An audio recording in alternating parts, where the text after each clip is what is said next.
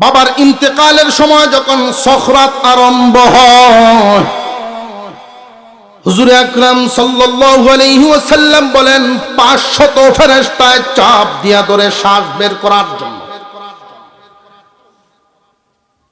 রূহ বের করার জন্য 500 ফেরেশতার চাপ একসাথে।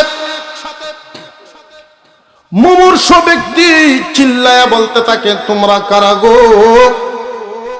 যদিও জবান দিয়া কথা বের হয় না, চিল্লাইতে থাকে ভিতরে, তোমরা কারা গো? আমার এত জোরে চাপ দিলাও, প্রয়োজনে আমার স্থাবর বাড়ি ঘর দোকানপাট দুনিয়াতে যা কামাইছি সব লইয়া যাও, তবু আমার চাপটা একটু কমায়া দাও। হাজী সাহেবের এই চাপ তো কমে না, মনে আছে না ঘটনা? চাপ তো আর কমে না। এমনি ডাক্তার ফুটাইছে, খবর হয়ে গেছে, আব্বা আপনার বড় ছেলে আমি আমার সিনচেন সিনচি, তোমার যে ভরাইছি বহু পয়সা আমি খরচ করছিলাম,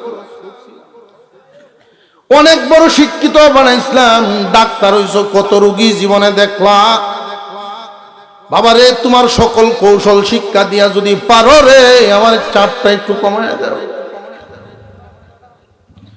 আসেনি মেডিকেলের এমন কোন থিওরি ফেরেশতাদের চাপ কমাইব? মেডিকেল সায়েন্স আছে? আল্লাহর পয়গম্বর বলেছেন, বিশ্ব নবী বলেন, মুমূর্ষ ব্যক্তির সামনে যদি কেউ সূরা ইয়াসিন তিলাওয়াত করেন, আল্লাহ রাব্বুল আলামিন তার চাপের অবস্থা কমায়া হালকা করে দেন। হুজুর চলে আসে, আয়াই পড়া শুরু করছে, বিসমিল্লাহির রহমানির রহিম, ইয়াসিন ওয়াল কুরআনিল হাকীম। আল্লাহ পাক রব্বুল আলামিন ডাক দিয়া বলেন, ফেরেশতারা তোমাদের কানে কি আমার কালামের আওয়াজ পৌঁছা নাই? এখনো যদি চাপটা না ছাড়ে আমার কালামের ইজ্জত রক্ষা হবে না। কিয়ামতের কঠিন ময়দান যেদিন হবে,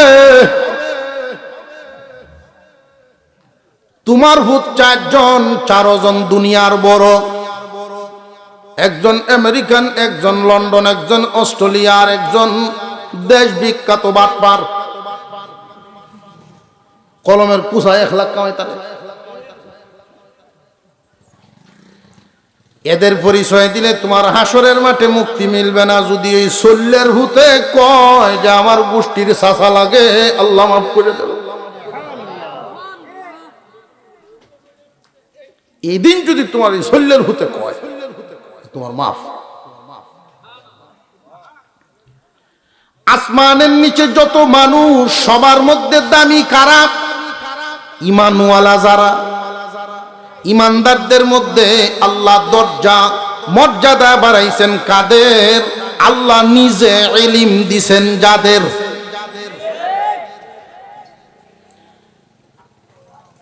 আব্বাস রাদিয়াল্লাহু তাআলা আনহু, আল্লাহর পয়গম্বরের চাচা যান, জিজ্ঞাসা করা হয়েছে, আব্বাস আপনি বড় না মুহাম্মদ বড়? জিজ্ঞাসা তো পারে একজনে, পাশাপাশি সময় করলে জিজ্ঞাসা না। উনি যেই উত্তরটা দিয়েছিলেন, এই উত্তরটা হলো আমাদের জন্য এখান থেকে সবক। তিনি উত্তর দিয়েছিলেন, মুহাম্মদ আমার ভাতিজা, মুহাম্মদ আমার চাইতে অনেক বড়। শুধু রে কইছেন না, অনেক বড়, কিন্তু বয়স আমার বেশি। এই বাক্যের দ্বারায় বোঝা যায় মানুষ বড় হয় বয়সে না ইলমে। আল্লাহ বলেন, সমস্ত মানুষের মধ্যে ইজ্জত বানাইলাম, সম্মানী বানাইলাম ইমানদারদেরকে। আর ইমানদার যারা তারা শুনো, তোমাদের মধ্যে বড় তারা আমি আল্লাহর ইলম পাইছে যারা। অনেক সময় অনেক মানুষ এটা না বুঝার কারণে এই কথাগুলো বলে তাকে। যেমন একজন মুরব্বী মানুষের সাথে এই কাজটা কি করতে পারে, কে করছে এটা বুঝতে হইব। মুরব্বী একজন মানুষরে ইসলার জন্য দমক দিছেন, বুঝতে হবে কে দিছেন। যদি উনি আলেম হন, ইলমিয়তের নজরে আলেম বড়, উনি যদি মুরব্বী হিসেবে সম্মান দেন, এটা বোনাস হিসেবে উনি সওয়াব পাইবেন।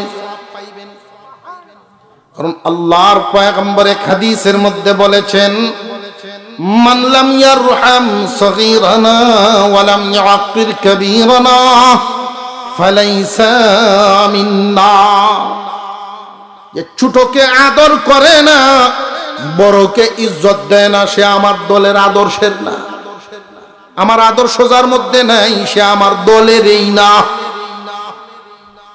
অর্থাৎ যারা বেয়াদব, মুরব্বীদের সাথে যারা বেয়াদবি করে, সাধারণ মানুষ যারা, যুবক ভাইরা বিশেষ করে, এটা সবক। আজ থেকে 30-35 বছর অবস্থা, 30-35 বছর আগের হালত ছিল সমাজ ব্যবস্থাটা এমন, বাপ চাচারা যদি দাঁড়ায় থাকতেন কোন জায়গায়, বড় হইছে, যুবক হইছে, এরপরে বাতিজা হুতানি দিক দিয়ে হাইটে গেছে না, ফুট বাতি যারা এরা হাইটে গেছে না, পাগুলো তরতর করে কাঁপতো। আর এখনের এমন এক হালত আইছে, বাপ চাচারা এদের হালত দেখা বাপ চাচা শর্মায়া গরো যায়।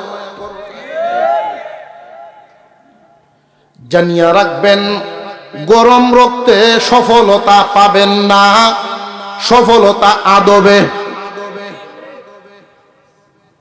আদবওয়ালা মানুষ সফল হয়, কারণ অনেক মানুষের হৃদয়ের দোয়া তার ঝুলিতে জমা হয়, তার বেগে অনেক মানুষের দোয়া।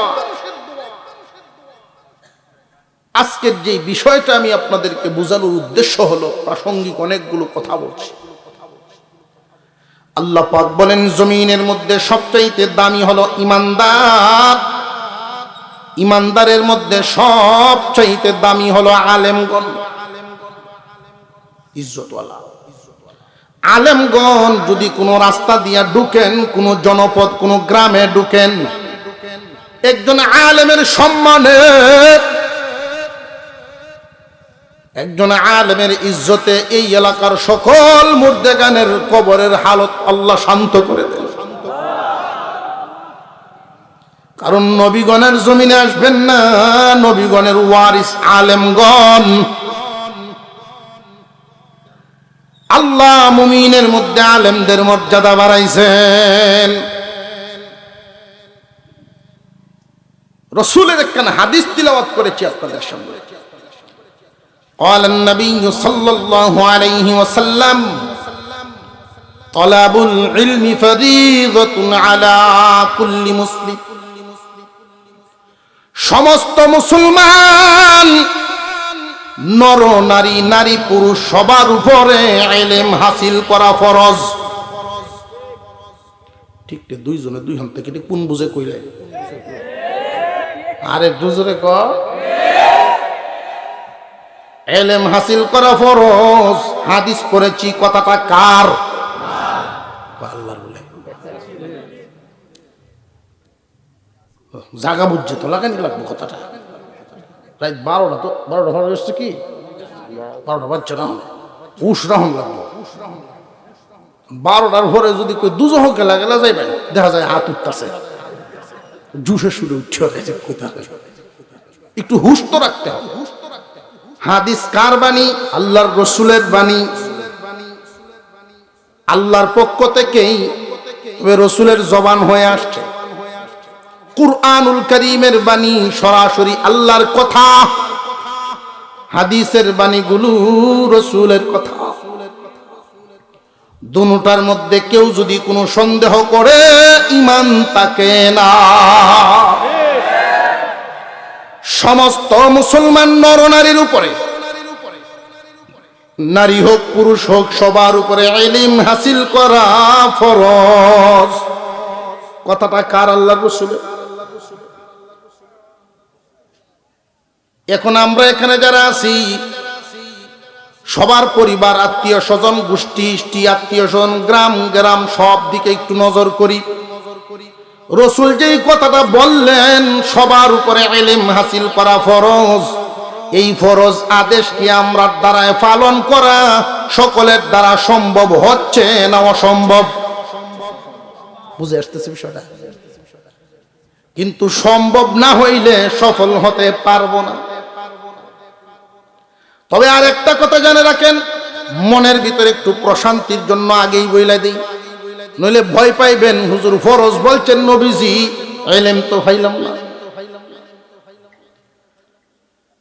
হাফেজ হওয়া ফরজ না, আলেম হওয়াও ফরজ না। নবীজি বলেন ইলম হাসিল করা সবার উপরে ফরজ, তবে আলেম হওয়া ফরজ না, হাফেজ হওয়াও ফরজ না।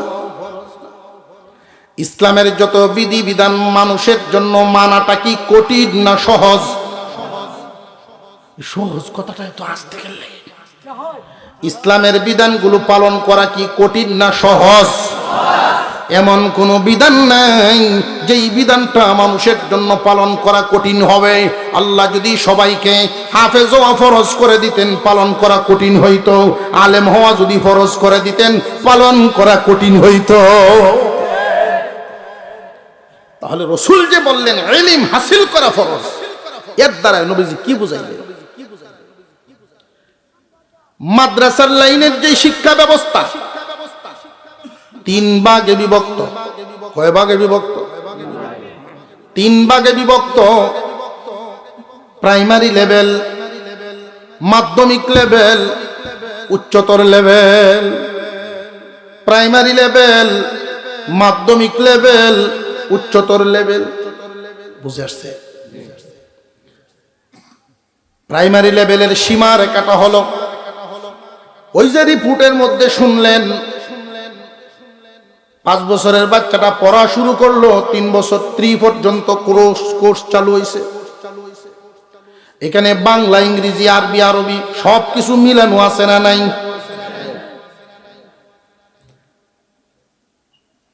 মুরগির বাচ্চা দেখবেন, হাঁসের ডিম অনেক সময় মুরগির তলে দিয়ে হুড়ায়। মুরগি কান্দে, হুড়াইলাম আমি লামে দিহানিত। মুসলমানের সন্তান ভুল বুঝিয়া এদিক সেদিক দৌড়াদৌড়ি করে, না বুঝে শুধু জুসের উপরে দৌড়ে। আমাদের দেশে এমন কিছু মুফতি সাহেব হুজুর বলছেন ট্যাবলেট খাওয়াই তো চাইবো, যে কোনো ট্যাবলেট খাওয়া যাবে না, রিঅ্যাকশন আছে। এমন একটা চিত্র ছিল আমাদের মসজিদগুলোতে, প্রত্যেকটা মসজিদে মক্তবের, সাবাহি মক্তবের ব্যবস্থা ছিল। প্রত্যেক দিন সকাল বেলায় ফজরের পরে দলে দলে ছেলে মেয়েরা মসজিদে আইসা মক্তবে পড়তো। আধুনিকতার বাতাসের ধাক্কায় আমাদের এই মক্তবের এই রুসম বন্ধ হয়ে গেছে। আধুনিকতার কোন ধাক্কা? ব্রাক নামক ধাক্কা, কিন্ডারগার্টেনের ধাক্কা, ইংলিশ মিডিয়ামের ধাক্কা। ছোটবেলার থেকেই গড়তে হবে, নইলে গড়তো না। এই গড়তে গড়তে গিয়ে আমার আসল হারাইছে। জানিয়ে রাখবেন মুসলমান, আমাদের ভবিষ্যৎ আছে না নেই? আরো জোরে কর। কাফেরারও ভবিষ্যৎ আছে, আমাদেরও ভবিষ্যৎ আছে। তবে কাফেরদের ভবিষ্যৎ একটা, আমাদের ভবিষ্যৎ দুইটা। কাফেরদের ভবিষ্যৎ একটা, আমাদের ভবিষ্যৎ দুইটা। আমাদের ভবিষ্যৎ দুইটা কেমনে? একটা ইহকালীন ভবিষ্যৎ আর একটা পরকালীন ভবিষ্যৎ। আমরা আমাদের সন্তানদেরকে নিয়ে ভবিষ্যতের চিন্তা করিনি না? করি না? মুসলমান আর কাফেরের চিন্তায় বেশ কম হবে। কাফেররা চিন্তা করবে একটা ভবিষ্যৎ নিয়ে, আর আমরা চিন্তা করব আমাদের সন্তানদের দুটা ভবিষ্যৎ নিয়ে। বুঝে আসতেছে? আমাদের সন্তানদের শুধু একটা ভবিষ্যৎ গড়লে হবে না, দুটা ভবিষ্যৎ গড়তে হবে, নইলে কঠিন থেকে কঠিন ঠকানো ঠকাইবে। শুরুর দিকে আসেন, শিক্ষা ব্যবস্থা কয়টা বলছি? শিক্ষার স্তর ভাগ কয়টা? প্রাইমারি লেভেল, মাধ্যমিক লেভেল, উচ্চতর লেভেল। আল্লাহর রাসূল ঘোষণা দিয়েছেন, ছেলে হোক আর মেয়ে হোক আমার উম্মতের সবার উপরে ইলম হাসিল করা। জোরে আওয়াজ দিয়ে কোন কি? মুস্তাহাব, সুন্নাত না ফরজ? প্রাইমারি লেভেল যে যতটুকু পড়ানো হয় মাদ্রাসায়, বাংলা, ইংরেজি, অঙ্ক, মোটামুটি ভাবে এটার একটা সামঞ্জস্য আছে না নেই? বিভিন্ন সভা সমিতিতে প্রদর্শনী দেখবেন, এই বাচ্চাদের লেখা দেখবেন, স্কুলের লেখাও দেখবেন। এই যে ছোট ছোট বাচ্চাদের লেখা, এরা কি বাংলা পারেনি না পারে না?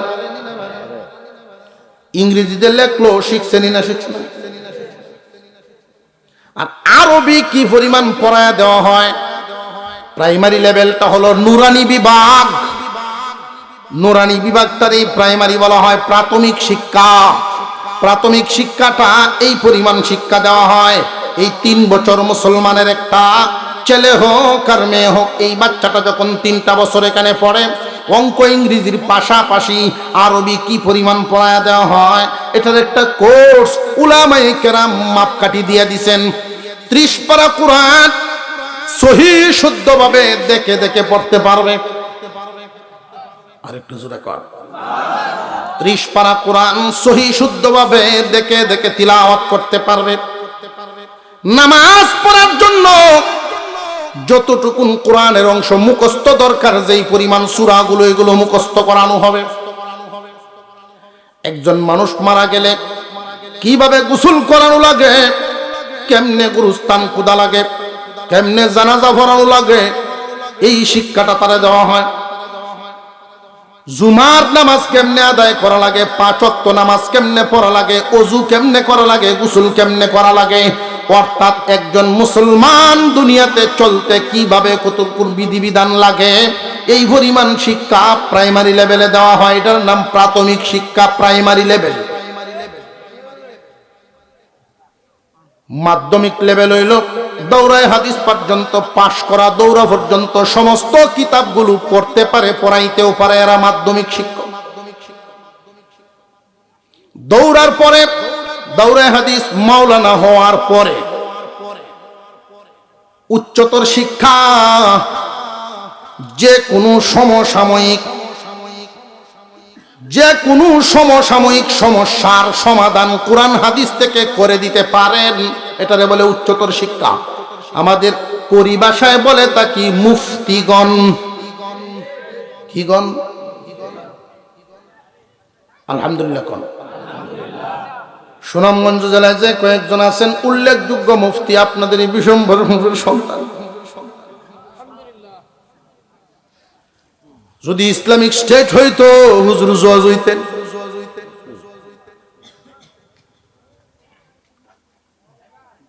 আল্লাহ পাক রব্বুল আলামিন কোরআনের আরেক আয়াতের মধ্যে বলেন, সবার উপরে আলেম হওয়া তো ফরজ না, তবে তোমাদের মধ্য থেকে হে মুমিনরা কিছু সংখ্যক ছোট্ট একটা দল উচ্চতর শিক্ষায় শিক্ষিত হও, এরকম মুফতি হও যেন সকলের বড় বড় সমস্যাগুলো সমাধান করতে পারে। বড় বড় সমস্যা কি জীবনের প্রতিদিন ঘটে না 2-1 বার? আল্লাহর পয়গম্বর যে ঘোষণা দিলেন, প্রত্যেকটা মুসলমান নরনারীর উপরে ইলম হাসিল করা ফরজ। ফরজ কিন্তু মুফতি হওয়া না, ফরজ কিন্তু হাফেজ হওয়া না, ফরজ কিন্তু মাওলানা হওয়া না। ফরজ হইল প্রাইমারি পর্যন্ত ওই যে নুরানি বিভাগের 3 বছরের কোর্স শেষ করা, ছেলে হোক আর মেয়ে হোক সবার জন্য ফরজ। বুঝাইছে? হন এটা ফরজ কেন করলেন? ফরজ করছেন রাসূল এই জন্য, বাবার ওযু দিয়া ছেলের নামাজ হয় না। আপনারা লড়াছড়া দিয়ে বুঝা দেয় ওইব। বাবার সূরা কেরাত দিয়া মেয়ের নামাজ হয় না। নুরানি লেভেল পর্যন্ত যদি একটা সন্তানকে পড়ান মাত্র 3 বছর, মুসলমানদের মধ্যে ডাক্তার দরকার আছে, ইঞ্জিনিয়ার দরকার আছে, সব লাইনে দুনিয়ার শিক্ষিতর দরকার আছে। সবাই আলেম হওয়া ফরজ না, হাফেজ হওয়াও ফরজ না, সব লাইনে মানুষ দরকার আছে। একজন মুসলমানের স্বপ্ন হলো তার সন্তানকে ডাক্তার বানাবেন, এটা কি না জায়েজ? না জায়েজ? শর্ত মেনে যদি ডাক্তার কেউ বানাতে পারে এটা জায়েজ তো বটেই, বরং আরো সওয়াবের কাজ। কিন্তু শর্ত মানতে হবে। কি শর্ত? রাসূল বলেছেন ইলম হাসিল করা ফরজ, নুরানি পর্যন্ত পড়াইবা আগে, ডাক্তার বানানির পথে রওনা দেওয়াইবা পরে। নুরানি পর্যন্ত পড়াইবা আগে, ইঞ্জিনিয়ার পাঠানি ফাটাইবা পরে, ডাক্তার বানানি পাঠাইবা পরে, নুরানি পর্যন্ত পড়াইবা আগে। একজন মানুষের শিক্ষা জীবন 20 থেকে 25 বছর পর্যন্ত পড়াশোনা করতে পারে। 3 বছর যদি নুরানিতে একটা ছেলে মেয়ে পড়ে, শিক্ষা জীবন কি শেষ হবে না পুরাটাই বাকি? এই জায়গাটায় আমরা ভুল বুঝার কারণে, সঠিক জ্ঞানটা আমাদের না থাকার কারণে এই জায়গায় আমরা মাইর খাইছি। কয় আমার ছেলে মেয়ে 5টা, আল্লাহরে দেবে একটা। ছেলে মেয়ে 5টা আল্লাহরে দিব আর বাকি দীক্ষারে দিব শয়তানরে। এই বিষয়টা আমাদের মগজে ঢুকাইতে হবে। ছেলে মেয়ে 5 জন, প্রথমে নুরানি পড়ব কয়জন? 5 জনই। সব যখন নুরানি পড়া শেষ, স্বামী স্ত্রী বৈশা পরামর্শ করেন 5 জনকে আইনা স্কুল লাইনে দিয়ে দেই, মনের আশা ডাক্তার ইঞ্জিনিয়ার যে যেটা হয় হবে, না জায়েজ হবে না, জায়েজ আছে, কোনো অসুবিধা নাই। মা বাবা হওয়ার হক আদায় হয়ে গেছে, মুসলমানি তারা শিখে ফেলছে। তারা শুধু ইহকাল কামানো শিখবে না, পড়াশোনা স্কুল কলেজ ভরে তো ইহকাল কামানো শিখবে। আপনি এই 3 বছর পড়াইয়া পরকাল কামানো শিখাইয়া দিলেন। মা বাবা হওয়ার আসল দায়িত্বটা পালন করেছেন নুরানিতে পড়ানোর কারণে। অনেকের মনে প্রশ্ন জাগে, হুজুর নুরানি তো পড়াইতাম, মনে চায় পলাশি হুজুর 1,500 টাকা ভর্তির ফি ঢুকছে। এমন দুঃখ আছে না অনেকের মন, মাসিক বেতন দিয়ে পড়ানি লাগে। আমি এমন সন্তানও দেখেছি, এক বাপের এক পুত্র। আমার ছাত্র জীবনের ঘটনা, হিফজগানাত করি। আপনারা ওষুধ হইতেছে না তো, আমার আর কোনো প্রোগ্রাম নাই, আপনারা আছে?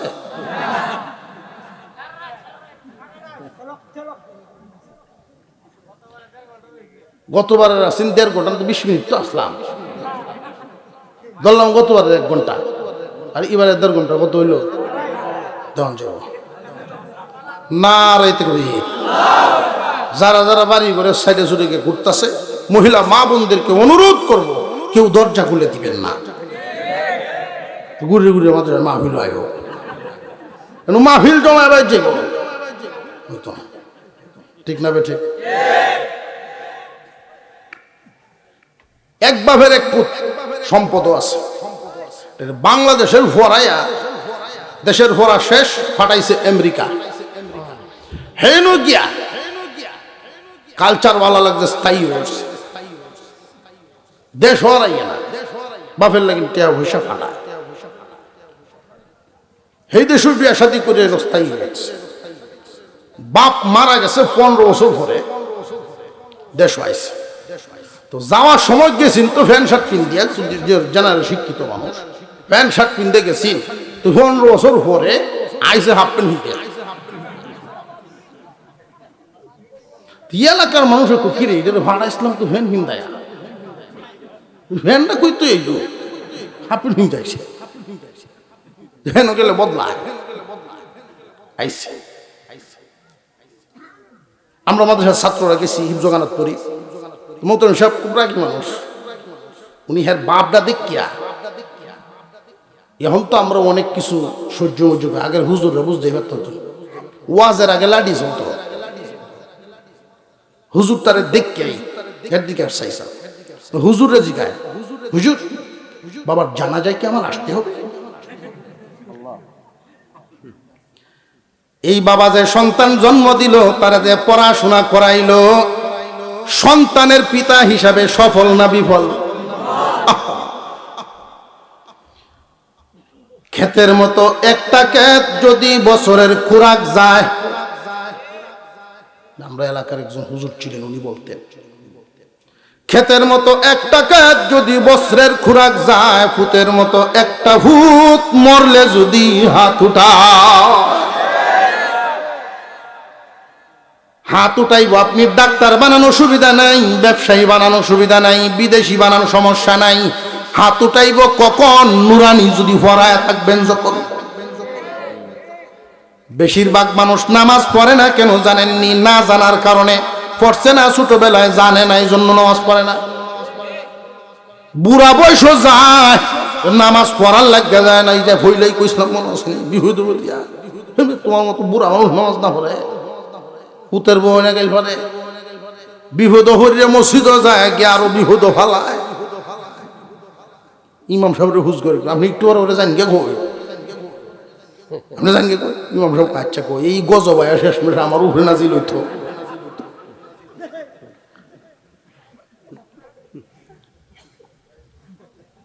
এই জন্য ছেলে হোক আর মেয়ে হোক, রসুল যে ফরজ করেছেন নুরানি পর্যন্ত পড়ায়া দেওয়া।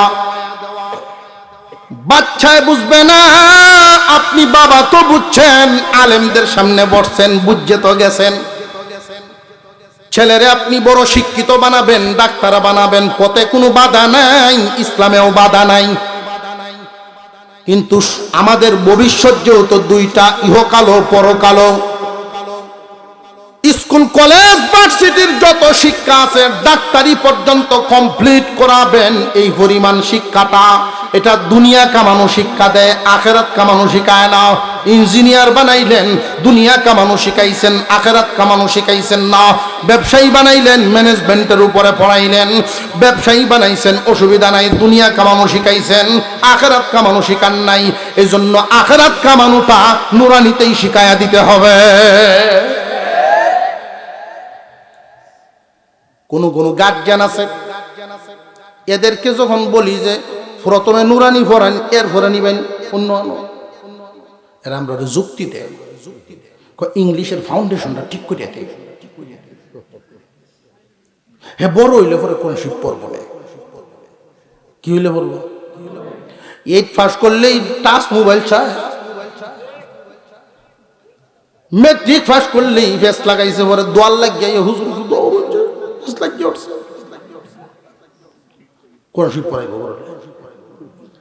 কাঁচা থাকতে না নোয়ালে বাস, পাকলে করে টাস টাস। এটা আরবি পড়া দুনিয়ার বিদ্যা না। কচি বয়সেই কচি কণ্ঠে যদি হরফগুলো জায়গা না লয়, পরে বড় কঠিন হয়। এই হরফগুলো যদি আরবি 29টা হরফ, এই মাখরাজ জায়গা থেকে যদি উচ্চারণ করাইতে পারেন, পৃথিবীর কোনো ভাষা উচ্চারণ করা মুসলমানের এই সন্তানের জন্য আর কঠিন হবে না। আমরা নীরবে নীরবে আমাদের বাচ্চাদেরকে অযোগ্য বানাই দেব। এখন সময় এসেছে, ক্ষেত্র তৈরি হয়েছে, মুসলমানের সন্তান যোগ্য হবে কেন? সব লাইনে যোগ্য হবে। আমার ছেলে যদি ডাক্তার হয়, মসজিদে গেলে জায়নামাজে দাঁড়াইলে যেন অসহায় না থাকে, নুরানি পড়া থাকলে। তুমি বাবা যদি মারা যাও, ছেলে যত বড় বিলিয়নার হোক, অস্ট্রেলিয়ার থেকে, আমেরিকার থেকে, যেখান থেকে আসুক না কেন, নুরানি যদি পড়া থাকে, তোমার লাশটা দোয়ানির জন্য অন্য মানুষের অপেক্ষা করন লাগতো না। এই বিদ্যা তোমার হাতে নুরানি দেওয়াইছো। তার আমল যদি ভালো হয়, পিতার জানাজার নামাজ সন্তান দাঁড়ায়, ঠিক না? ঠিক। কিন্তু যদি না শিক্ষা থাকে, ওইব কেমনে? যারা বলে আমরা এখন কিন্ডারগার্টেনে পড়াই, ইংলিশ মিডিয়ামে পড়াই, সে বড় হইলে পড়ব না, অসম্ভব। আপনারা এখানে যারা আছেন, ছোটবেলায় কোরআন শিখেন নাই, পড়েন নাই, এখন শখ করা কয়জনে মন আছেন যে বড় হইয়া শিখছেন? আমরা যেহেতু পারি না, আমরা তো ভাবতো না, এই জন্য ছোটবেলায় পড়ানি না। দুইজন আলেম সাথে দিয়া আমাদের কেন্দ্র মার্কাজ থেকে 16 জনের একটা জমাত, মুরব্বী সব বুড়া, এরা তেলাওয়াতের হালত ভালো না। আমি বলছি ফাজাইলে আমলের তালিমটা একটু কমায়া দিয়া সূরার মশক বাড়ায়া দিবেন, অন্তত 40 দিনে যেন নামাজটা সহি শুদ্ধ হয়। কারণ নামাজ বঙ্গের যত কারণ, নামাজ নষ্ট হওয়ার যত কারণ আছে, অশুদ্ধ তেলাওয়াত। কথা বুঝে আসছে? তাব্বাত ইয়াদা আবি লাহাব ওয়া তাব, মায়া আগে না ওই নামাজ। অনেকে ফোর্সি তো হুজুর, ফোর্সি তো হাজির হইছেন, নাম্বার পাইতেন না। দুনিয়াটা পরীক্ষার একটা হল। পরীক্ষার হলের নিয়ম কি? বললে কো আর শুদ্ধ লেখো, বাধা দেওয়া হবে না। জমা দেও, বুঝবা কোন দিন, ফলাফল পাইবা যেই দিন। ফললা না কেন? দুনিয়ার সব শিখতে পারছো, এটা শিখলে না কেন? 26 দিন 40 দিনের জমাতে পাঠাইছি, গেছে নারায়ণগঞ্জের থানা। 26 দিনের মাথাতে একটু রেকর্ড করে পাঠাইছে আমার দ্বারা। হুজুর, এই যে টানা টানি বাউ তো হয় না। রেকর্ড পড়ে হাম্মালা তাল ভাতাল, হাম্মালা তাল ভাতাল কয়, হাত আর কোথায় না। এই জন্য ছেলে হোক আর মেয়ে হোক, আমরা যে একমুখী পড়াশোনা করাই, এতে লসটা কি জানেননি? লসটা কি জানেননি? একটা ঘটনা মনে হচ্ছে, বলতাম এই ঘটনা কই শেষ।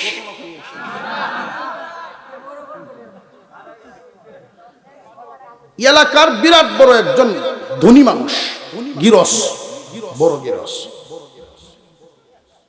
আল্লাহ তারে সন্তান দিছেন 2 ছেলে। কয় ছেলে? একটা দেখতে খুব সুন্দর, 8 বছর বয়স থেকে চিরুনি রাখে ভয়ের। বাপ সাবটাই অন্যরকম। বাপে হেরে দেখিয়া কয় না, আমার ফুত আল্লাহ একটা দিছে। আর আরেকটা হইছে, এর নাক সাফ করতে পারে না, টান মারি উচ্চালায়। যাক, এখন বেটা নিয়ত করছে, যা এটা যেন একটু বেক কলের মতো যা যায়, এটার দিলাই মাদ্রাসাত। আর এটার বাপ সাবটা ঠিক আছে, দিছে স্কুল। পয়সার তোর অভাব নাই, বড় গিরস মানুষ। একজন রে মাদ্রাসা পড়াইতেছে, আরেকটারে দিছে স্কুল লাইনে, ডাক্তার বানাই। হিসাব কি সঠিক করছে না বেল লাগাইছে? সঠিক হইল তখন 2টারে মাদ্রাসা দিত যদি একসাথে। এরপরে নিতা 3 বছর পড়ায় নিতা। আমরা এই জায়গা কিন্তু প্রত্যেকেই ভুল করতেছি, এই ভুলটা করা যাবে না। সন্তান বিরাট ঠকাইলেন, বিরাট ঠকাইলেন। 1 আরা জমিন দিলেন, 5 আল জমিন দিলেন। এতে সন্তানের চাহিদা পূরণ হবে না। যদি কোরআন শিক্ষা দিতেন, নুরানি পড়ায়া দিতেন, যেই চাহিদাটা পূরণ হবে। কারণ দুনিয়ার সম্পদ তো স্থায়ী নয়, মুমিনের আসল ঠিকানা তো হলো জান্নাত। আখিরাত কামানোটাই আপনি নষ্ট করে দিলেন। আমরা আমাদের সন্তানের কোন জায়গাটায় মাইর দিতেছি দেখেন। একজন হাফেজ হইছে, আলেম হইছে, আর একজন ডাক্তার হইছে। এরা যে পড়াশোনা দিয়েছেন, তখন তো ওই গিরস কিন্তু জোয়ান আছিল। জোয়ান বয়সের রক্ত মেজাজ আর বুড়া হইলে রক্ত মেজাজ কিছু বেশ কম আছে না নাই? যখন উনি বুড়া হইছেন, হজ করে আইছেন, নামাজ পড়েন, আলেমদের সাথে চলাফেরা করেন। এখন তিনি গুনগুন করিয়া বিবির দ্বারা বইয়া বইয়া ভান খায় আর কয়, বিবি রে, বুঝতে পারি নাই, হিসাবে ভেস লাগাইছি। কিতা কইলাম না, হিসাবে ভেস লাগাইছো। ভেসটা কিতা লাগাইছো? কই এই দুঃখ কই কারে? সারা দেশের মানুষ মানে আমারে, সারা দেশের মানুষ মানে আমারে, আমার দুঃখ কই কারে? ঈদের সময় যখন 2 ফুট বাড়িতে গিয়ে, তখন তো বাপ হাজি সাহেব মানুষ, আগের রক্ত তো নাই। আগেই হুদ যখন চিরুনি দিয়ে আশ্রাইতো, বাপের খুব ভালো লাগতো। কারণ আমরা মুসলমান এমন আছে গান শুনলেও কান্দে, ওয়াজ শুনলেও কান্দে, গানেরও সৌতি, মসজিদেরও সৌতি, এমনও আছে না? না, এটি বেশরমা, কিশোরমা, আরো জোরে। যদি শরম থাকতো তাহলে কইলো আমি মসজিদ আইছি না, এটা সাইডে লই। যদি মসজিদের তোমার দায়িত্ব হয়েই যায় একজন মুমিন হিসাবে, আর জীবনে কোনোদিন ওই দিকে ফিরতা না। আল্লাহ তোমার একটা গুরুত্বপূর্ণ দায়িত্ব দিছে, এত ফজিলতপূর্ণ দায়িত্ব, যেই দায়িত্বটা দামি দামি মানুষ পালন করে গেছে, খানায় কাবার মুতল্লিগিরি করে গেছেন, চাবি বহন করে গেছে, আর আল্লাহর ঘরের এই জিম্মাদারি তুমি পাইছো। বিবেক থাকলে আর এই দিকে তুমি ফিরতা না। হাজী সাহেব কয় এই দুঃখ কই কারে, সারা দেশের মানুষ মানে আমারে। ঈদের সময় যখন তারা বাড়িতে আসেন, আলেম পুতের চলাফেরা একরকম, ডাক্তারের চলাফেরা আরেক রকম। ডাক্তার মাঝে মাঝে সকালে যখন ফজরের সময় হাওয়া লাগাইতে উঠে, কুকুরের ভাত দিয়ে ঘুরে, ঘুরে। হাজী সাহেব কিচ্ছু কইতারে না, খালি দাগ কামড়ায়, কি ভুলটা করলাম, কি ভুলটা করলাম। সরাসরি বাপে ভূতেরে ডাক দেয় না, নামাজ হয় ভূতেরে ডাক দেয়, নাতিরা রে কয় দেখো তোর বাপরে দাদা ডাকতেছে নামাজ হয়। তো ফুতে কবর খুঁয়ে দেয়, যা পড়ান নেব, জানি নামাজ। ডাক্তার হইছে নামাজ জানে না। আর যারা মোটামুটি একটু সচেতন, কারণ এরা তো মেধাবী হয়, ডাক্তার ইঞ্জিনিয়ার মেধাবী, শিখে ঠিক বাংলা ভরা ভরে শিখে, মায়া আগে না।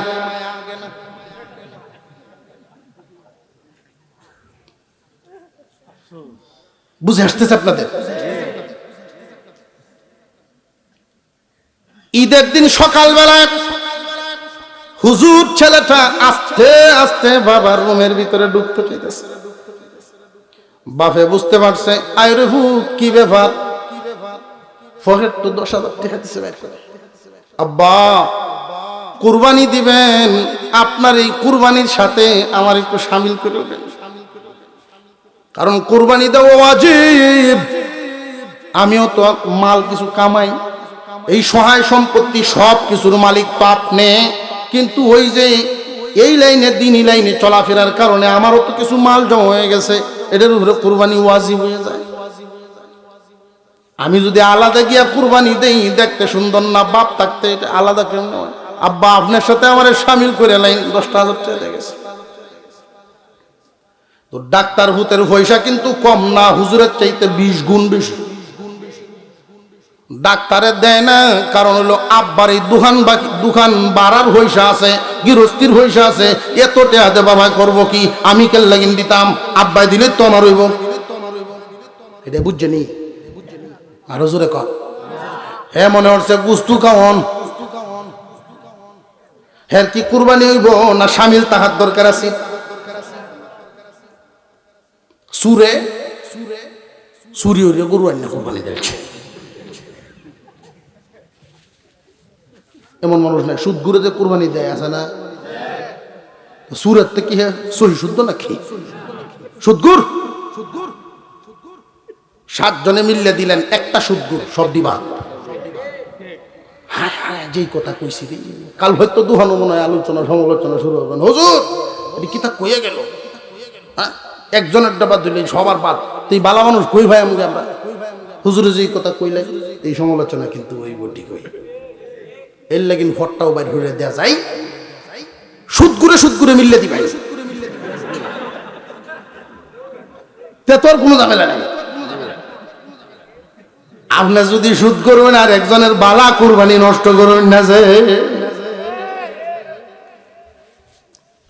সুরের কুরবানি দেখছো সুরি উড়ি আইনিয়া, পরের দিন বেওয়াই আইসে বেড়ানি, কত দিয়ে আনছিলেন ব্যয় গরুটা, আপনি বোঝা জানেন না, জানি হেইডা চক্ক লাগছে পছন্দ চলে এসেছি, শহের জিনিস কুরবানি, শহের জিনিস দেখছে কত কি লাভটা হইল, চুরি অনলাইন আইনা দিলে চুরি হচ্ছে গুণা হয়েছে, কুরবানি দিছে জবাব হয়েছে। দেখুন যে মাছ লাড়া দিছে সবে গুনায় হমান গুস্তু খাইলাম মাছ কেন। বাবার ইন্তেকাল, এই যে হাজী সাহেবের সমস্ত সম্পদের মালিক কি ছেলের আনা ডাকছে হাজী সাহেব। বাবা জিন্দা থাকাকালীন সময়ে সম্পদের মালিক কি সন্তানরা হবে না বাবাই? দিন যদি বুঝতো তাহলে সন্তানরা আজকালকার জামানায় দেখবেন এই কথাটা না বুঝার কারণে অনেক বাবারে জমিন বেচে হজ জনের লাগিন ছেলেরা দেয় না। যদি নুরানি পর্যন্ত পড়াইতো, দিনের বুঝ ভিতরে থাকতো, তাহলে সন্তানরা এই জাতের কথা বলতো না। আপনাদেরকে একটা কথা বলিয়া দেই রে মুসলমান, সন্তানকে যোগ্য করেন। যোগ্য যদি সন্তান হয়, আপনি কি রাইকা গেলেন এইগুলোর দিকে নজর দিবে না। আর সন্তান যদি মুসলমানের সন্তান উভয় দিক পড়াশোনা করে পুরাপুরি যদি যোগ্য না হয়, পাহাড় পরিমাণ সম্পদ রাইকা যাইবেন, তার অভাব দূর হবে না। ডাক্তার যেদিন ছুটি কাটায় জায়গা নাতিরারে দেখ কমায় এত টাকা দাদা করবো কি তা গাড়ি ভাড়াটা লইয়া 10,000 টাকা যাই বড় হালাগা হাজি সব দিব বাফেও দে, কিন্তু হুজুর ভূতে এই কাম করে না, বরং মা বাপের লাগি আরো যা পারে আনে। এরারে বিদায় করার পর হাজি সাহেব আর মুরব্বী মহিলায় কয় একসাথে বইলেই যখন গান গায়, মনের দুঃখ কারে কই, কি হিসাব আরো পরে কইয়া আমার দুটো পাঞ্জাবি বাস করো আর ব্যাগটা একটু গুছাইয়া দাও, আমি একটু সফরে বাইরে যেতাম, শহরও যাই আমার 2 ফুটের হালত দেখতাম। 2 ডেরে যে 2 লাইনে ভরাইছি, কার কি গতি দেখতে গেছে, ফইলেই গেছে ডাক্তারের। 5 বছর আগে একবারই আইছি, গিয়ে দেখে সব পরিবর্তন, শহর তো পরিবর্তন। যেই বাসার থাকে উনি, এই বাসার সামনে একটা খালি জায়গা আছে, এই খালি জায়গাটা এখন দেখা যায় মুডা মুডা ফিলার দিয়া বিশাল এক বিল্ডিং উঠতেছে। যেই মাত্র হাজি সাহেব গিয়া নামছে, আগে তো দাঁড়িয়ে আছেন না, এখন 5 বছর পরে হজ করছে, নামাজি মানুষ দাড়ি দড়ি রেখে পাঞ্জাবি জুব্বা, মানুষের পরিচয় পায়, তার সাথে আলাপ আলোচনা করে। আপনার ভূতেই জায়গা কিনছে, এই বিল্ডিং তুলতেছে, আপনি কি জানেন না? হাজির চোখ দিয়া গড় গড় করে পানি বেরিয়ে গেছে। ভূতের কামাই ভূতে করে, এত কিছু আমারে বলে না যদি আমি ইতিহাস চাই, কিন্তু যেটারে হুজুর বানাইছি, এটা একটা সাইকেল কিনছে গতবার বাসার থেকে মসজিদ আউনে যাওয়ার লাগি। এই সাইকেলটা কিনবো আমার কাছ থেকে আগে অনুমতি লইছে। তার কথা হইল, আব্বা আপনি যদি কইয়া দেন আল্লাহ অ্যাক্সিডেন্ট থেকে আমারে বাঁচাইব। দিনী বুঝ আর দুনিয়া খুব ভালো করে বুঝবেন। কোরআনের নূর যার ভিতরে ঢুকে না, ওই মানুষ দুনিয়াদার হয়, দিনদার হয় না। বিল্ডিং করে আমার ফুতে এত দামি জায়গা রাখলো, আমি শুনলাম না, আমারে মুখ দিয়া কইল না, চোখ দিয়ে পানি বেরিয়ে গেছে। আর আমার ওই ফুত গরিব থাকুক, সাইকেল কিনছে, এটাই আমারে কইয়া লইছিল, তার মনে উঠছে, চোখের পানি উঠছে। কাটেন কইব দুঃখ কইবার জায়গা আছে, বাসা তার যাইতো না, মনো দুঃখ হয়ে যাচ্ছে। বাসার দিকে আর গেলেন না, উনি ঘুরে চলে আসতেছে। এ ভাই কি সমস্যা হয়েছে? আর কিছুক্ষণ চলুক নাকি? ঠিক আছে, এই একজন কাস্টমার পাইছে, ইনশাআল্লাহ আল্লাহ ফজরের নামাজ না পড়ে বাবা ঘুমান না যায়, তবে আমারই নেবো।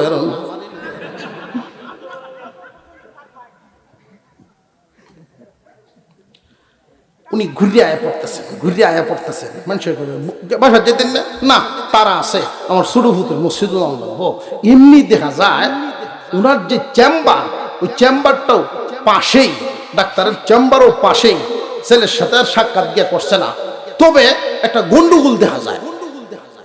গন্ডগোল হইল, এক বুড়া বেটা খুব চেতে আইতাছে, ডাক্তার এটা করায় না ডাকুই আইতাছে। এখন ফুত যেমন ফুত হাজি সাহেবকে আগ পাইছে, ছাতি দিয়ে এমনি সামনেতে ধরছে, কি তো হয়েছে শুনি এমনি আমার দেখো আমি খেত বন্ধক দিতে আনিলে ওয়াজ মুস সবকিছু বেটার মনে দুঃখ কইতাছে, খেত বন্ধক দিলে হয়েছি, ডাক্তার যাইছি, কিন্তু কামটা কিতা করছে আমার ভ্যাকসিনেশনটা দেখো, আমি ওষুধ আনতাম গেছি, শহর মিশনে কয় এটা কিতা লেখছে, 100 বস্তা সিমেন্ট একটা হইলে দিন 3 বার।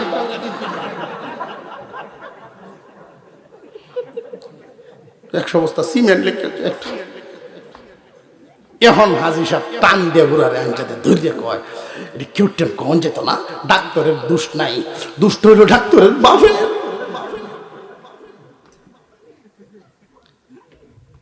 ডাক্তারের বাপের সুশিক্ষা দিতে পারে নাই, কারণে দুনিয়া এর মাথা তুলছে। এই যে বিল্ডিংটা বানাইতেছে ডাক্তারে বিল্ডিং বানাইতেছে, যে সময় আপনারা দেখছেন এই সময় কেউ কি হুন দিছেন নেই না, হুন না বাইরের থেকে কইছে একজন 100 বস্তা সিমেন্ট ফাটাইতো, বিল্ডিং বানাইতো, এইটা এনে লিখেছে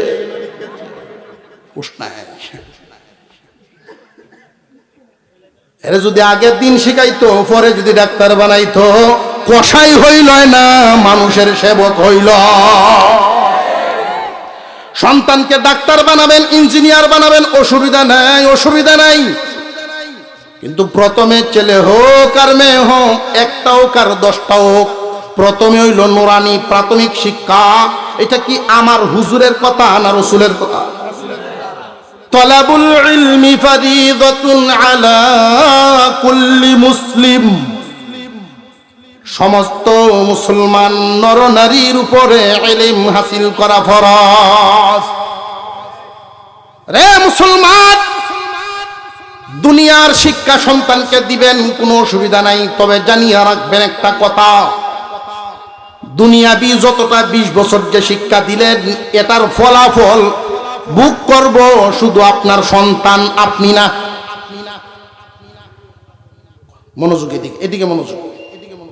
দুনিয়ার লাইনের স্কুল কলেজ ভার্সিটি ডাক্তারি ইঞ্জিনিয়ারি দেশি বিদেশি যত সার্টিফিকেট দুনিয়ার শিক্ষা যা দিলেন, নিষেধ তো না জায়েজ আছে, তবে ফলাফলটা বলতেছি, দুনিয়ার শিক্ষার ফলাফল ভোগ করবে সন্তান একা, আর নুরানি পর্যন্ত যে পড়াইছিলেন এটা ভোগ করবে ছেলেরও আপনারও। এতটুকুন যে পড়ায়া দিলেন, এটা কি শুধু ছেলে ভাইব না বাবাও ভাইব? বাবাই কেমনে ভাইব দেখেন, অল্প একটু বলিয়া দেই। বাবার ইন্তেকালের সময় যখন সখরাত আরম্ভ হয়, হুজুর আকরাম সাল্লাল্লাহু আলাইহি ওয়াসাল্লাম বলেন 500 ফেরেশতায় চাপ দিয়া ধরে শ্বাস বের করার জন্য, রূহ বের করার জন্য 500 ফেরেশতার চাপ একসাথে। মুমূর্ষ ব্যক্তি চিল্লায়া বলতে থাকে, তোমরা কারা গো? যদিও জবান দিয়ে কথা বের হয় না, চিল্লাইতে থাকে ভিতরে, তোমরা কারা গো? আমার এত জোরে চাপ দিলাও, প্রয়োজনে আমার স্থাবর বাড়ি ঘর দোকানপাট দুনিয়াতে যা কামাইছি সব লইয়া যাও, তবু আমার চাপটা একটু কমায়া দাও। হাজী সাহেবের এই চাপ তো কমে না, মনে আছে না ঘটনা? চাপ তো আর কমে না। এমনি ডাক্তার ফুটাইছে, খবর হয়ে গেছে, আব্বা আপনার বড় ছেলে, আমি আমার সিনচি তোমার যে ভরাইছি, বহু পয়সা আমি খরচ করছিলাম, অনেক বড় শিক্ষিত বানাইছিলাম, ডাক্তার হইছো, কত রোগী জীবনে দেখলা, বাবারে তোমার সকল কৌশল শিক্ষা দিয়া যদি পারো রে, আমার চাপটা একটু কমায় দাও। আসেনি মেডিকেলের এমন কোন থিওরি ফেরেশতাদের চাপ কমাইব? মেডিকেল সায়েন্স আছে? আল্লাহর পয়গম্বর বলেছেন, বিশ্ব নবী বলেন, মুমূর্ষ ব্যক্তির সামনে যদি কেউ সূরা ইয়াসিন তিলাওয়াত করেন, আল্লাহ রাব্বুল আলামিন তার চাপের অবস্থা কমায়া হালকা করে দেন। হুজুর সাল্লাল্লাহু আলাইহি ওয়াসাল্লাম এই পড়া শুরু করছে, বিসমিল্লাহির রহমানির রহিম, ইয়াসিন ওয়াল কুরআনিল হাকীম। আল্লাহ পাক রব্বুল আলামিন ডাক দিয়া বলেন, ফেরেশতারা তোমাদের কানে কি আমার কালামের আওয়াজ পৌঁছায় নাই? এখনো যদি চাপটা না ছাড়ে আমার কালামের ইজ্জত রক্ষা হবে না। সূরা ইয়াসিন যে দেখে দেখে পড়ে, এই পড়াটা তো বড় আলেম হয়ে পড়ন লাগবে এমন না, নুরানি পর্যন্ত ছেলে হোক আর মেয়ে হোক এদেরকে যদি পড়ায় রাখেন, আপনার মেয়েটা যদি নুরানি পর্যন্ত পড়া থাকেন, আব্বার মুমূর্ষ অবস্থায় পাশে বসে সূরা ইয়াসিন তিলাওয়াত করবে, মরার শাস্তিটা হালকা হয়ে আল্লাহ আসান করে দিবে। এই শিক্ষার যে ফলাফলটা শুধু কি ছাত্রে পাইল না মা বাবাও পাইল? শুধু জিহুতে পাইল না মা বাবাও? জানাজার নামাজ যদি সন্তান পড়ায় দেয়, মা বাবার জানাজার নামাজ যদি সন্তান পড়ায়, লাশ সামনে নিয়ে চোখের সামনে বেশে উঠে কি পরিমাণ আদর করত। ডিম সিদ্ধ দিয়া ক্লাসে যাওয়ার আগেই বের করে দিত, বাবা কালি ফেটে যাইস না ডিম দেখা। মাদ্রাসা যাওয়ার সময় আব্বা যদি 1000 মা লুকায়া রান্না করো নিয়ে আরো 600 দিয়া দিত, কুড়া বেচার ট্রেড দিয়ে। এই দৃশ্য যখন স্মরণ হয়, লাশ সামনে রেখা চোখের পানি আর রাখতে পারে না। আল্লাহ জিজ্ঞাসা করেন ফেরেশতারা, রে ইমাম কেন কান্দে? ফেরেশতারা বলেন, ইমামে আর এই লাশের রক্তের সম্পর্ক আছে। আল্লাহ ঘোষণা দেন, ইমামতি করার এই যোগ্য সন্তান যে বানাইলো, কোরআন শিখাইছে, এই পরিমাণ বিদ্যা ইলম শিখাইলো যে লাশ সামনে নিয়ে জানাজার তাকবীর দেওয়ার জন্য দাঁড়িয়েছে, সন্তানের জানাজা নসিব হয় এমন শিক্ষা, এমন ইলম যেহেতু শিক্ষা দিয়েছে, আমি এই মুর্দার 80 বছরের গুনাহ তার চোখের পানিটা নাকের ডগায় আসার আগেই মাফ করে দিলাম। এই শিক্ষার বদলা কি শুধু যে হাসিল করছে সে পাইছে না, মা বাবাও হইল? কিয়ামতের কঠিন ময়দানের হালত হলো যারা কোরআন পড়াইলো, কোরআন পড়নেওয়ালা যে পড়ছে তার হালত যদি আমল খারাপ হয় আসামি, কিন্তু তার মা বাবার ব্যাপারে আল্লাহর রাসূল বলেন কোরআনের হাফেজ আলেমের অবস্থা হবে এমন, আল্লাহ পাক ঘোষণা করবেন, ফেরেশতারা রে হাসরের মাঠে খুঁজে খুঁজে বের করো যারা কোরআন পড়াইতো, কোরআনের ব্যাখ্যা শিখায়া আলেম বানাইতো। সন্তানাদি আলেম বানানোর কারণে এর ফজিলত কি হবে খুব ভালো করে বুঝেন। নুরানি পর্যন্ত পড়াইলাম, এটা তো হাফেজ আলেম জাসি ডাক্তার ইঞ্জিনিয়ার যত মুসলমান নারী হোক আর পুরুষ হোক সবার জন্য জরুরত আছে না নাই? নফল মুস্তাহাব না ফরজ? আরো জোরে কর। সবার জন্য ফরজ, কিন্তু আরেকটা দল রইল, হাফেজও ফরজ না আলেমও ফরজ না, কিন্তু আলেম হইছে হাফেজও হইছে, সন্তানকে আলেম বানাইছে, সন্তানকে হাফেজ বানাইছে, সন্তান 5টার মধ্যে নুরানি 5টারই পড়াইছে, স্বামী স্ত্রী 2 জন একসাথে বৈশা পরামর্শ করে 4টারে দুনিয়ার লাইনে পড়াশোনা করাই, 1টারে আমরা দ্বীনি লাইনে পড়াশোনা করাই, হাফেজ বানাই আলেম বানাই, এর বদলাই তো কিয়ামতের দিন আল্লাহ আমাদেরকেও কিছু দিবে। আল্লাহ যে কিছুটা দিবেন আলেমদের জবান থেকে শুনছেন, শুনে আগ্রহ জাগছে। হাফেজের মা হবে, আলেমের বাবা হবে, এই আগ্রহ নিয়ে হাফেজ আলেম বানাই। কিয়ামতের কঠিন ময়দানে আল্লাহ পাক রব্বুল আলামিন লৌহে মাহফুজকে জিজ্ঞাসা করবেন, রে লৌহে মাহফুজ, তোমার কাছে আমার কালাম ছিল, কালাম দাও। আল্লাহ আপনার কালাম তো আমার হেফাজতে ছিল, জিবরাইল আমিন আমার কাছ থেকে নিয়ে গেছে। জিবরাইল আমার কালামের হেফাজত করছনি, কই রাখছো? দাও। আপনার কালাম ক্রমান্বয়ে 23 বছরে আপনার হাবিবের কাছে পৌঁছাইছি, হেফাজতের কোনো কমতি হয় নাই। হাবিব আমার কালাম কই হেফাজত করছেন নি? কিয়ামতের দিন আল্লাহর সামনে আপনার আমার পয়গম্বর বলবেন, প্রভু গো, আপনার এই কালামের হেফাজতের জন্য উহুদের ময়দানে দান শহীদ করেছি, তায়েফের ময়দানে রক্ত জড়িয়েছি, আপনার এই কালামের হেফাজতের জন্য আমার কষ্টে গড়া সাহাবীরা গলা কেটে শহীদ হয়েছে।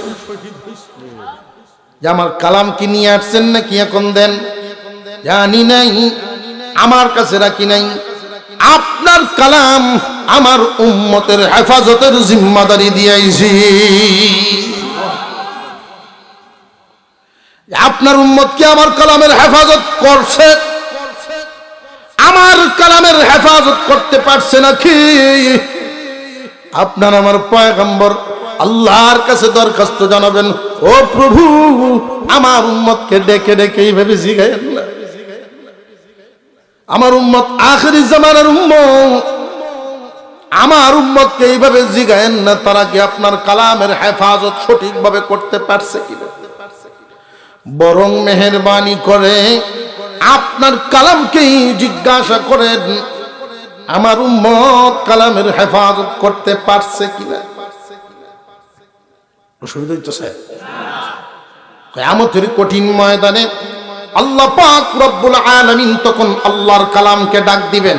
হাফেজে কোরআনগণের সিনার ভিতর থেকে আল্লাহর সামনে আল্লাহর কালাম একটা বডি আকৃতি নিয়ে মহান আল্লাহর সামনে দাঁড়াবে, আল্লাহর সাথে কথা বলতে থাকবে। শেষ উম্মতের আমার হেফাজত, তোমার হেফাজত করছে। কেমনে করছে? যে আমাকে যেন কেউ নষ্ট করতে না পারে, আমাকে যেন কেউ বদলাইতে না পারে, একটা জের জবরের পরিবর্তন যেন কেউ করতে না পারে। আপনার হাবিবের একদল উম্মত আমারে মুখস্থ করে কলিজার ভিতরে লুকাইছে। আল্লাহু আকবার বলেন, আল্লাহু আকবার বলেন। মুখস্থ করে ফেলছে।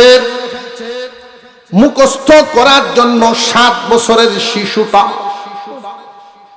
যেই বাচ্চাটা মা এবং বাবার মাঝখানে ঘুমাইবার কথা, ওইটা মাদ্রাসার ফ্লোরে ঘুমায়।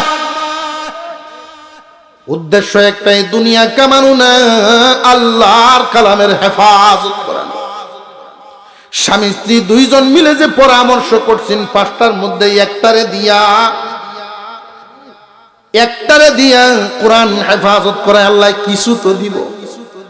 ওই কিছুটা হইল, আল্লাহ বলেন যে সমস্ত মানুষেরা কোরআনের হাফেজ হয়েছে, আলেম হয়েছে, মা বাবার কি পরিমাণ অবদান কুরবানি।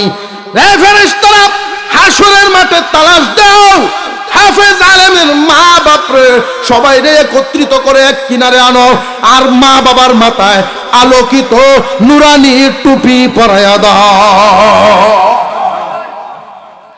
হাফেজ আলেমের অবস্থা কি হবে সেটা পরের হিসাব। আগে মা বাপরে ইজ্জত দাও, মা বাপরে ইজ্জত দাও। আসমানের নিচে সমস্ত মানুষের মধ্যে সম্মানী হলো মুমিনগণ। মনে আসেনি? মনে আসেনি? আসমানের নিচে জমিনের উপরে সবার মধ্যে সম্মানী হলো মুমিনগণ। 1000 কাফের একদিকে, আর একজন ইমানদার মুমিন এক জায়গায়। দামিকে 1000 না একজন? আল্লাহর ঘোষণা এটা। মুমিন, তোমাদের মধ্যে মুমিনরা দামি, ইজ্জতওয়ালা। মুমিনরা রে, তোমাদের মধ্যে দামি হলো তারা আমার ইলম পাইছে যারা। হাসরের মাঠে ইলম পাইছে যারা, তাদের মান মর্যাদাটা কি হবে? বিভিন্ন হাদিসের মধ্যে ঘোষণা আছে। এক হাদিসে আছে, কোরআনের হাফেজ যারা হবে এদেরকে আল্লাহ পারমিশন দিবেন, অর্ডার দিয়ে দিবেন। আসামি এইরকম সাজা হয়ে গেছে, সাজা হয়ে গেছে, রায় হয়ে গেছে, 1 কোটি বছর 5 কোটি বছর এরকম রায় হওয়া সাজাপ্রাপ্ত আসামি এইরকম 10 জনের পক্ষে সুপারিশ গ্রহণ করা হবে একজন কোরআনুল হাফেজের জবান। সাজাপ্রাপ্ত আসামি। বাংলাদেশের একটা সংবিধানে দেখবেন মানব রচিত সংবিধান, ফাঁসির আসামিও যদি হয় বাংলাদেশে একটা পদ আছে, উনি যদি চান ইচ্ছা করলে ফাঁসির আসামির সাজা আছে না নাই? সাজাপ্রাপ্ত আসামি এদের ব্যাপারে যদি হাফেজে কয় আল্লাহ উনি আমার বড় ভাই আছে, উনি আমার মামা আছে, উনি আমার চাচা আছে, আল্লাহ মাফ করে, এইরকম 10 জন সাজাপ্রাপ্ত আসামিকে আল্লাহ জাহান্নাম থেকে মুক্তি দিয়ে জান্নাত দিবেন। আর আলেমদের ব্যাপারে সংখ্যা উল্লেখ করা হয় নাই, সংখ্যা উল্লেখ করা হয় নাই। কেন জানেননি? আলেমদের মর্যাদা মাপ যোগ্যতা সবার কি সমান? আল্লাহ বলেছেন ওয়াল্লাযীনা উতুল ইলমা দারাজাত, আসমানের নিচে জমিনের উপরে সমস্ত মানুষের মধ্যে মুমিনরা, মুমিনদের ইজ্জত সম্মান বাড়ায়া দিলাম, আর এই মুমিনদের মধ্যে আলেমদের মর্যাদা বাড়ায়া দিলাম। মর্যাদা তো বাড়ানোর জিনিস, ইজ্জত মর্যাদা বাড়ানোর জিনিস বাড়াইবেন কে? দিছেন কে? মর্যাদা যে বাড়াইবেন, এই আলো যেমন 25 পাওয়ারের একরকম, 30 পাওয়ারের আরেক রকম আলো বাড়তে থাকে। ইলমের সাথে সম্পর্ক, আমলের সাথে সম্পর্ক। যার ইলম এবং আমল যত, মর্যাদা তার হবে তত। ইলম এবং আমল যত, মর্যাদা তার হবে তত। এইভাবে যার যেই পরিমাণ মর্যাদা এই পরিমাণ সুপারিশ, যেই পরিমাণ মর্যাদা এই পরিমাণ সুপারিশ। এমন কি কোন আলেমের জবান থেকে উম্মতে মুহাম্মাদের জন্য এই পরিমাণ সুপারিশ গ্রহণ করা হবে। একটা দুম্বার গায়ে যেই পরিমাণ পশম হয়, এই পরিমাণ ব্যক্তির ব্যাপারে সাজাপ্রাপ্ত আসামির পক্ষে একজন আলেমের সুপারিশ গ্রহণ করা হবে। হুজুর হাদিস তো কইলেন না, আলেমরা সুপারিশ করতে পারবো, হাদিস তো কইলেন না। সকল হাদিস কি আমরা জানি? বড় বড় হুজুররা থাকলে হাদিস পাওয়া যায়। তুমি একটু শোনাই দিই। قال النبي صلى الله عليه وسلم يشفع يوم القيامة ثلاثة, কিয়ামতের দিন 3 দল মানুষের সুপারিশ গ্রহণযোগ্য হবে। আল আম্বিয়া, নবীগণ, সুম্মাল উলামা, আলেমগণ, সুম্মাশ শুহাদা, শহীদগণ। এই যে শব্দগুলো ব্যবহার হইল, আল আম্বিয়া, সুম্মাল উলামা, সুম্মাশ শুহাদা, এই যে শহীদ আর আলেমদের যে সিরিয়ালটা দেখছেন, নবীগণ বুঝলাম সবার আগে, এরপরে সিরিয়াল আলেমদের, এরপরে শহীদদের। প্রশ্ন জাগে হুজুর জীবন দিল কিন্তু সিরিয়ালে পিছে কেন? প্রশ্ন জাগে না জাগে না? মুহাদ্দিসিনে কেরাম ব্যাখ্যা করেছেন আল্লাহর পয়গম্বর শব্দটা পিছে না নিয়ে আগে আলেমদের শব্দ আনলেন। কারণ হলো একজন শহীদ দিনের জন্য, ইসলামকে টিকায় রাখার জন্য নিজের জান দিয়া শহীদ হয়ে জান্নাতি হয়েছেন। একজন আলেম এই দুনিয়ার জমিনে জিন্দা থাকেন যতদিন, ইসলামের জন্য, ইসলামকে টিকায় রাখার জন্য এই দুনিয়াতে যতদিন থাকেন, হাজার হাজার জাহান্নামীকে জান্নাতের রাস্তা দেখাইছেন। একজন শহীদ ইসলামের পক্ষে লড়তে গিয়া একা শহীদ হইছেন, ইসলামের পক্ষে শাহাদাত বরণ করে একা জান্নাতি হয়েছেন।